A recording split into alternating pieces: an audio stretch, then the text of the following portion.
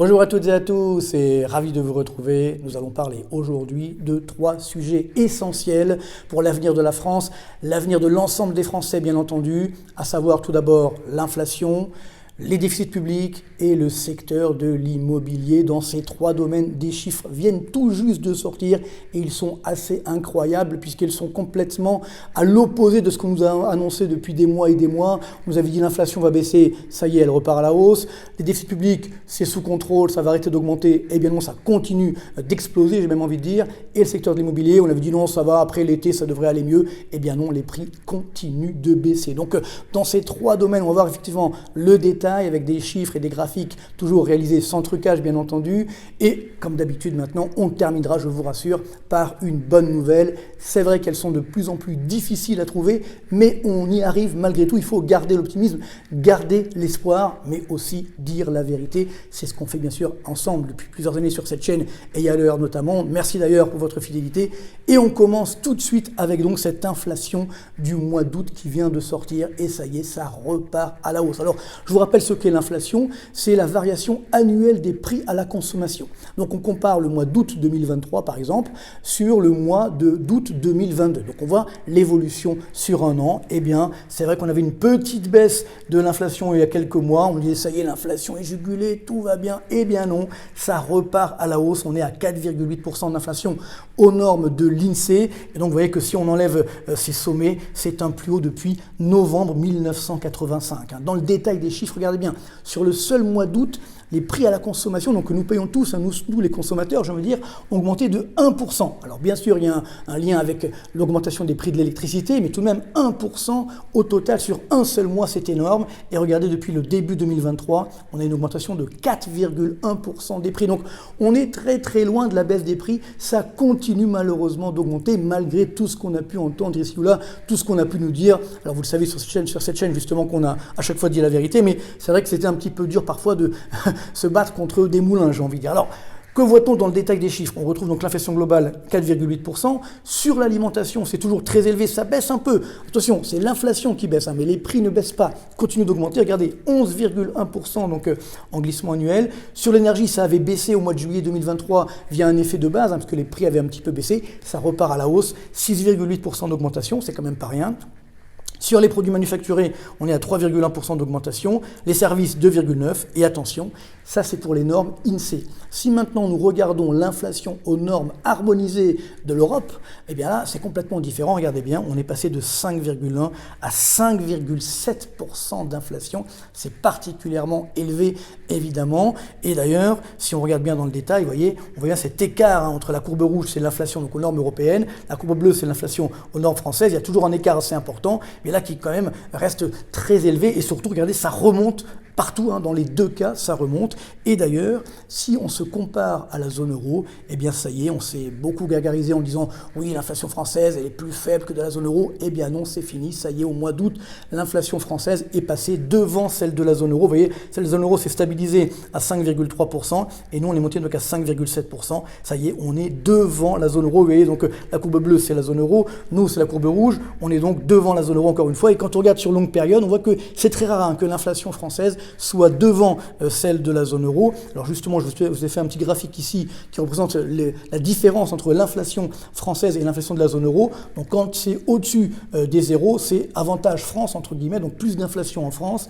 On voit que c'est assez rare. Alors bien sûr, on a grâce entre guillemets au bouclier tarifaire, on a une forte baisse de l'inflation française alors que l'inflation de la zone euro reste élevée. Donc cet écart s'est fortement réduit à l'avantage donc de la France. Il y avait moins d'inflation en France que dans la zone euro, mais ça y est, comme ces boucliers évidemment commencent à s'estomper à juste titre, eh bien on le voit ici, l'inflation est en train de redémarrer, l'écart donc à l'avantage de la France. Et parallèlement, on nous a beaucoup dit également, ça je l'ai beaucoup entendu, que l'inflation française était la plus faible d'Europe. Alors, ça n'a d'ailleurs jamais été vrai. On a toujours été avant-dernier ou proche de la plus faible inflation, mais on n'était pas les meilleurs. Par contre, là aujourd'hui, regardez bien, donc vous avez la zone euro, l'ensemble de l'inflation dans la zone euro, donc on commence avec la Belgique et l'Espagne à 2,4%, après on remonte progressivement, moyenne de la zone euro 5,3%, l'Italie, vous voyez, elle est à 5,5%, et nous, donc 5,7%. On fait, ça y est, partie. Alors évidemment, il y a toujours la Slovaquie, la Croatie, la Lituanie, bon l'Autriche également, inflation assez forte, mais on est quand même dans le peloton de tête de l'inflation la plus forte de la zone euro. Et là aussi, bien entendu, c'est une vraie mauvaise surprise, j'ai envie de dire. Et attention, c'est vrai qu'on vous dit, oui, mais si on regarde sur longue période, comme nous on avait le bouclier tarifaire, maintenant on ne l'a pas, mais ça se compense. Eh bien malheureusement, ce n'est pas le cas. On va comparer l'évolution des prix à la consommation en France et donc en Espagne et en Belgique. Justement des pays qui n'ont pas eu la même stratégie que nous, donc qui n'ont pas fait les boucliers tarifaires, etc. Et regardez bien, ça va vous choquer, ça va vous surprendre. Là, donc, c'est le niveau de l'inflation, donc en bas 100 en janvier 2022. Donc au début, finalement, de la guerre en Ukraine. Alors ensuite, évidemment, l'inflation a augmenté un petit peu partout. On voit qu'au début, comme par exemple en Belgique, c'est la courbe jaune ici ou orange, en rouge, c'est l'Espagne. On voit que, comme en France, on avait les boucliers tarifaires, etc., il y a eu un peu moins d'inflation au début qu'en Espagne ou en Belgique. On est même monté beaucoup plus haut donc en Belgique. Et après, évidemment, il y a l'effet de correction. Et regardez bien, sur longue période, c'est-à-dire depuis le début 2022, les prix en France ont augmenté de 11,5%, c'est quand même pas rien, alors qu'en Espagne, ils ont augmenté de 9,4%. Rappelons que l'Espagne également est sortie des accords sur l'énergie européenne, donc ça a permis de payer un petit peu moins cher son énergie. Et donc la Belgique, qui elle justement, en plus il y a l'indexation des salaires au prix en Belgique, donc c'est vrai qu'on n'a pas eu finalement cette boucle prix-salaire, donc ça c'est évidemment une petite interrogation, mais néanmoins on voit bien qu'on a payé cher au début, après ça s'est calmé, et donc regardez bien, les prix ont augmenté de 6,5%, c'est beaucoup, donc depuis janvier 2022, mais c'est beaucoup moins, c'est quasiment la moitié de ce qui s'est passé en France. Donc là on voit bien que quand on veut trop intervenir, quand l'État veut trop se mêler de ce qui ne nous regarde pas, notamment effectivement les rouages économiques, et bien finalement c'est plus grave que là où on n'a pas fait grand-chose. Donc ce qui veut dire qu'aujourd'hui, l'inflation, les prix ont plus augmenté, encore une fois, on le voit, ce sont les chiffres d'Eurostat tout à fait officiels, les prix ont plus augmenté en France qu'en Espagne, qu'en Belgique, on l'a vu tout à l'heure, maintenant la France est l'un des pays où l'inflation est la plus forte. Alors, ce qui est d'autant plus anormal, c'est que depuis quelques mois, les prix à la production, donc que payent les entreprises, sont en train de s'effondrer. Regardez, ici vous avez la courbe bleue, donc c'est l'inflation mais des entreprises, donc des prix à la production.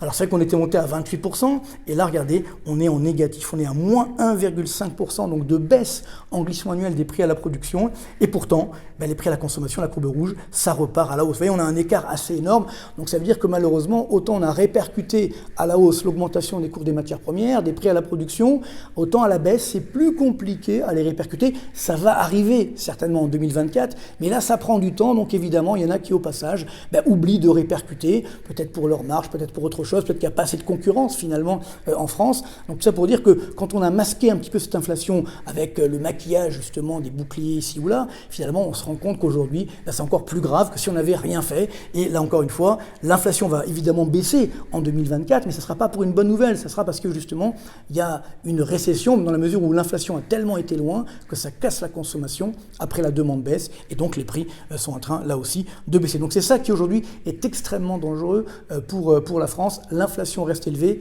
et malheureusement elle va encore rester élevée au mois de septembre. Pourquoi ? C'est très simple, encore une fois, rappelez-vous, l'inflation, donc c'est la variation annuelle. Donc, souvenez-vous qu'en septembre 2022, donc il y a tout juste un an, les prix avaient baissé de 0,6%.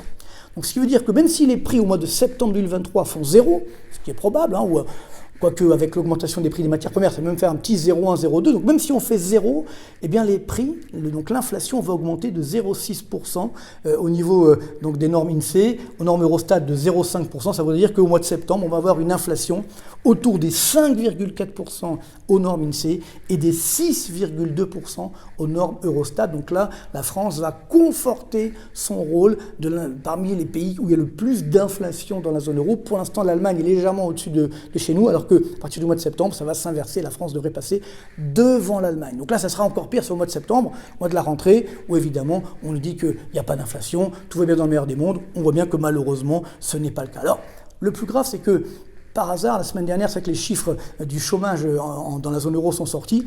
Et donc, j'ai regardé le comparatif entre les différents taux de chômage de catégorie A, évidemment, ça veut dire vraiment la définition restreinte du chômage.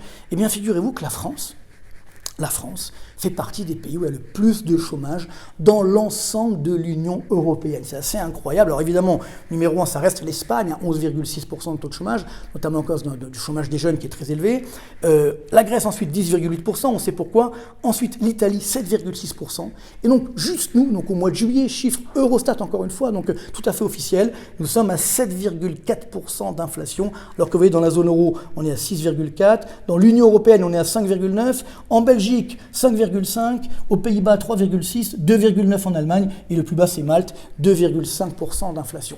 Donc on comprend bien qu'on a à la fois une inflation qui est très forte et malheureusement un taux de chômage qui est très élevé. Je ne parle même pas du taux de chômage global, ça veut dire tout chômeur confondu, pas seulement de la catégorie A. Là on est à plus de 16% de taux de chômage. Mais bon, tout ça pour dire que vous voyez, quand on regarde bien les chiffres, quand on se compare, je dirais, aux pays européens, on se rend compte que c'est loin d'être la panacée, c'est loin d'être le plein emploi, l'inflation faible, etc.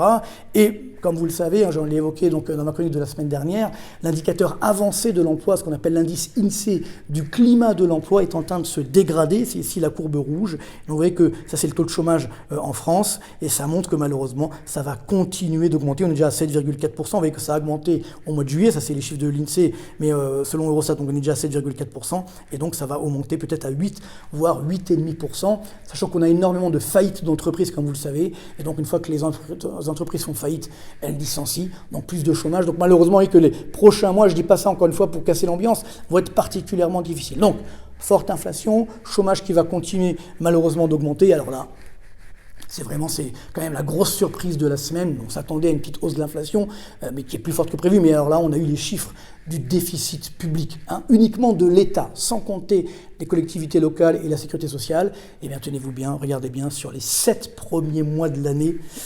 169 milliards d'euros de déficit de l'État français, uniquement de janvier à juillet 2023. Donc là, je vous ai mis tous les 7 premiers mois de l'année depuis 2000, vous voyez bien que c'est du jamais vu. Même pendant la pandémie, vous voyez, on était autour des 150, un peu plus de 160 milliards, que ce soit en 2020, en 2021. Le précédent sommet, c'était en 2009, on était à 110 milliards. Vous voyez, là, on est à quasiment 170 milliards d'euros. Et évidemment, l'année n'est pas finie. Donc, même si, par miracle, ça s'améliore pour la fin de l'année, on risque de battre le record qui est donc de plus de 190 milliards d'euros. D'ailleurs, sur 12 mois, si vous regardez bien, au mois de juillet, donc sur les 12 derniers mois, on est encore à 189,3 milliards d'euros. Mais vu comme c'est parti, on pourrait certainement dépasser le record de 2021 qui était de 193 milliards d'euros. Pourquoi pas 195, pourquoi pas 200 milliards? Encore une fois, ce n'est que l'État, sans compter les collectivités locales, sans compter les administrations de sécurité sociale. Donc ça promet, surtout si le chômage augmente, ça va augmenter les déficits. S'il y a de la récession, il y aura moins de recettes fiscales, évidemment ça va continuer d'augmenter. Alors le pire, c'est que dans ce cadre, je l'évoquais la semaine dernière, c'était la bonne nouvelle de la semaine, le gouvernement qui avait annoncé qu'il n'allait pas augmenter les impôts. Et vous l'avez compris, il parle d'impôts. L'impôt sur le revenu, moins de 50% des Français le payent. Par contre, il y a le problème des taxes. Et les taxes continuent d'augmenter. Quelle est la différence entre les taxes et les impôts? Il n'y en a pas tellement, si vous voulez, sauf que normalement les taxes, on les récupère ensuite, mais c'est même pas sûr. Mais néanmoins, quand on voit le poids des prélèvements obligatoires, on va certainement atteindre les 47% du PIB. On est déjà numéro 1 du monde. Ça va continuer effectivement en 2023. Et d'ailleurs, viennent de sortir, peut-être vous l'avez reçu chez vous, les niveaux de taxes foncières. C'est assez incroyable. Alors, c'est vrai que ça ne concerne que les propriétaires, va-t-on dire, mais il y a beaucoup de propriétaires qui ne roulent pas forcément sur l'or, qui ont mis beaucoup de temps, voire toute leur vie pour acquérir leur résidence principale, et donc qui vont devoir payer cette taxe foncière qui explose complètement. Alors, pour faire simple, la taxe foncière, il y a une base nationale qu'on appelle donc la valeur cadastrale, si vous voulez, c'est-à-dire que si effectivement on loue l'appartement qui nous appartient, évidemment, on doit taxer cela, même si ce n'est pas le cas. Mais bon, ça c'est la base. Alors, regardez bien, l'augmentation a été de 7,1% au niveau national. C'est donc le minimum de l'augmentation de la taxe foncière, c'est 7,1%. On n'a jamais vu ça, vous voyez, depuis 1986. À l'époque, c'était 8%. Alors, vous savez qu'on nous dit que c'est indexé sur l'inflation. Enfin, on l'a vu, l'inflation, même si elle a remonté, elle est à 4,8%. Elle n'est pas à 7,1%. Mais donc, là, c'est pas grave, on continue d'augmenter. Encore une fois, ça, c'est la base. Et alors maintenant, ensuite, ce sont les collectivités locales, les mairies, etc., qui s'arrangent pour savoir quel va être le niveau de taxe foncière. Et là, tenez-vous bien, alors je n'ai pas pu mettre toutes les villes de France, mais quasiment dans toutes les villes de France, toutes les grandes agglomérations, toutes les grandes collectivités locales, ça augmente. Et oui, regardez bien, Paris, plus 59%. Alors, on va dire c'est pour les Jeux Olympiques, mais enfin bon, quand on voit l'état de la ville actuellement, ça fait quand même un peu peur. 59% d'augmentation de la taxe foncière en 2023. Vous avez ensuite Meudon, 42,2%, Grenoble, 31,5%, Bobigny, 25,6%, Troyes, 21,5%. Donc ça, c'est évidemment le top 5, les 5 premiers. Ensuite, donc, Metz, 20,5%, Courbevoie, 20,1%, Lyon, 15,9%. Donc ça, c'est des niveaux stratosphériques. Donc évidemment, on veut faire payer les propriétaires, c'est bien, mais encore une fois, il y a beaucoup de propriétaires qui ont du mal à joindre les deux bouts, ou qui vont aider leurs enfants ou leurs petits-enfants. Mais non, on va les taxer davantage. Donc vous voyez que la non-baisse des impôts, évidemment, c'est complètement fallacieux, puisque le poids des prélèvements obligatoires va encore augmenter malheureusement en 2023 par rapport au PIB. Et parallèlement, parce qu'on passe de taxes foncières, c'est le dernier chiffre qui vient de sortir également sur le secteur de l'immobilier, les indicateurs donc, de meilleurs agents, les échos. La baisse continue. On le voit ici, donc ça c'est sur les prix à Paris, regardez bien, on est, ça y est, passé sous les 10 000 euros du mètre carré. Donc au 1er septembre, 9 944 euros du mètre carré, moins 8,8% de baisse. Et quand je parlais d'une baisse de 10 à 15%, nous y sommes déjà. Boulogne-Billancourt, moins 11%, Montreuil, moins 6%, Aix-en-Provence, moins 0,1%. Pour l'instant, il n'y a qu'une seule ville où les prix continuent d'augmenter, c'est Nice. Bravo à eux, bon, ça va peut-être s'arrêter après les vacances, on verra bien, mais pour l'instant ça continue d'augmenter. Lyon, regardez bien, moins 11,4%, Bordeaux quasiment moins 4%, Villeurbanne moins 2,2%, Rennes moins 2,3%, moins 2,5%, ce sont les villes donc, de plus de 100 000 habitants qui restent les plus chères de France. Donc on voit que malgré tout, la baisse a été là et elle s'accélère, elle s'accentue, bien entendu. Comme l'inflation est élevée, eh bien, la Banque centrale européenne va continuer d'augmenter les taux d'intérêt. Les taux d'intérêt des obligations vont continuer d'augmenter parce que les déficits publics se creusent. Donc on l'a compris, les taux d'intérêt vont toujours augmenter, ce qui va de nouveau alimenter la baisse des prix de l'immobilier. On en reparlera dans une prochaine chronique parce que vous me posez souvent des questions sur ça. J'avais fait une vidéo il n'y a pas longtemps sur ce thème, on en reparlera, mais on voit bien que cette baisse des prix se poursuit et même s'aggrave. Alors dans ce contexte, quelle est la bonne nouvelle ? Elle est un peu liée effectivement à cette baisse des prix de l'immobilier, c'est le verre à moitié vide ou à moitié plein, c'est que comme il y a cette baisse des prix, beaucoup de ménages qui ne pouvaient pas accéder à la propriété parce que les prix étaient trop élevés vont pouvoir commencer à le faire. Alors c'est vrai que comme les taux d'intérêt augmentent, beaucoup de ménages sont privés d'avoir ces taux d'intérêt, mais néanmoins à partir de 2024, au plus tard 2025, les taux d'intérêt vont commencer effectivement à repartir à la baisse et donc là, beaucoup de ménages pourront acheter. Et pour ceux qui ont envie absolument d'acheter aujourd'hui, je leur dis pourquoi pas, faites un pari, proposez un prix bien en deçà de ce qu'on vous propose et ça va peut-être marcher. Donc c'est ça, effectivement, la bonne nouvelle, c'est que le secteur immobilier, évidemment, est très cyclique. Donc là, on voit les différentes bulles, les différents cracks. Alors c'est vrai que ça augmente beaucoup plus que ça ne baisse, heureusement d'ailleurs. Vous voyez, moins 9% ici, moins 7% en 2011-2015. Là, ça monté de 34% pour l'instant la baisse selon les notaires au niveau national, c'est que moins 0,2% au premier trimestre 2023. On n'a pas encore les chiffres du deuxième trimestre, mais ça risque de la baisse va évidemment s'accentuer et ça va continuer jusqu'à la fin 2023 et en 2024.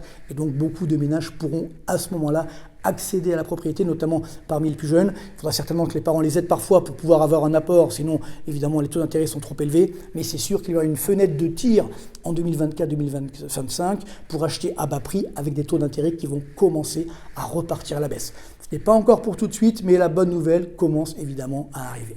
Voilà ce qu'on pouvait dire aujourd'hui, donc inflation forte, déficit public explosif, secteur de l'immobilier qui continue de souffrir.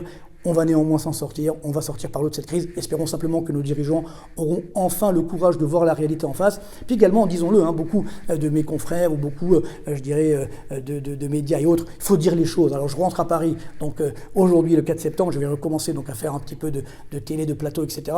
pour dire les choses. Mais c'est vrai que quand j'entends certains débats, je me dis, il y a vraiment un problème. On ne dit pas les chiffres, on ne dit pas la réalité. Et il faut aujourd'hui dire cette réalité pour justement repartir sur des bases plus saines. En tout cas, c'est tout le mal que je vous souhaite. Passez une bonne rentrée, bonne continuation, portez-vous bien et à très bientôt.